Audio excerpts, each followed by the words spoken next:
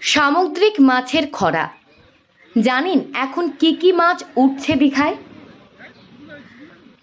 পূর্ব মেদিনীপুর জেলার দীঘা পূর্ব ভারতের বৃহত্তম সামুদ্রিক মাছ উৎপাদন ক্ষেত্র। যদিও বর্ষাকাল নয়, জানেন এই সময় কি কি সামুদ্রিক মাছ পাওয়া যাচ্ছে দীঘায়?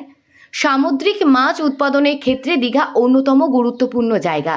দীঘা মৎস্য নিলাম কেন্দ্র সামুদ্রিক মাছ বিক্রয় কেন্দ্র হিসেবে পূর্ব ভারতে বৃহত্তম। সারা বছরই এখানে সামুদ্রিক মাছের যোগান পাওয়া যায়। বর্ষায় মাছ ধরার মরশুম শুরু হবার পর এপ্রিল মাসের মাঝামাঝি পর্যন্ত চলে মাছ ধরার কাজ। সারা বছরই সামুদ্রিক মাছের যোগান দীঘায় পাওয়া যায়। এই সময় দীঘায় এলে বহুল পরিমাণ সামুদ্রিক মাছের পসরা, পাবদা, চিংড়ি, চিতল থেকে পার্শি, নাম না জানা নানান ধরনের মাছ।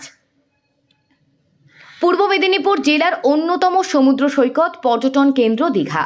বছরের বিভিন্ন উৎসব মরশুমের পাশাপাশি সারা বছরই দীঘায় প্রচুর পর্যটক আসেন। পর্যটকের কার্যত ঢল নামে প্রতি সপ্তাহেই। শুক্রবার দুপুরের পর দীঘার রাস্তায় পর্যটকদের গাড়ির ভিড় দেখা যায়। সমুদ্র সৈকতে কার্যত জনজোয়ার প্রতিটি শনি রবিবার। দীঘা বেড়াতে এলেই সামুদ্রিক মাছের স্বাদ নিতে চায় পর্যটকেরা। তাই পর্যটকেরা দীঘা মোহনা মৎস্য নিলাম কেন্দ্রে পৌঁছে যায়। দীঘার মৎস্য নিলাম কেন্দ্র ভরে উঠেছে নানা সামুদ্রিক মাছে। তালিকা শুনলে চমকে যাবেন। বর্তমান সময়ে বিভিন্ন ধরনের সামুদ্রিক মাছ দীঘায় প্রচুর পরিমাণে মৎস্যজীবীদের জালে উঠছে। পর্যটকেরা নানান ধরনের সামুদ্রিক মাছের স্বাদ নিতে পারবে দীঘায় এসে। নানান ধরনের সামুদ্রিক চিংড়ি, বিভিন্ন প্রজাতির ভোলা, বিভিন্ন প্রজাতির টুনা মাছ, পমফ্রেট, ভেটকি, সামুদ্রিক কাঁকড়া সহ অন্যান্য সামুদ্রিক মাছের স্বাদ পাবে পর্যটকেরা।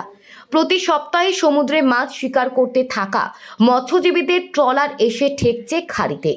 আর ট্রলার থেকে দীঘা মোহনা মৎস্য নিলাম কেন্দ্রে আসছে নানা প্রজাতির এই সামুদ্রিক মাছ।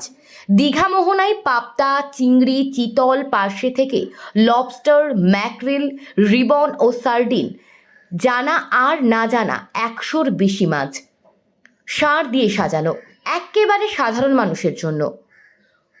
পূর্ব মেদিনীপুর জেলার দীঘা থেকে সৈকত শির রিপোর্ট, লোকাল 18 বাংলা।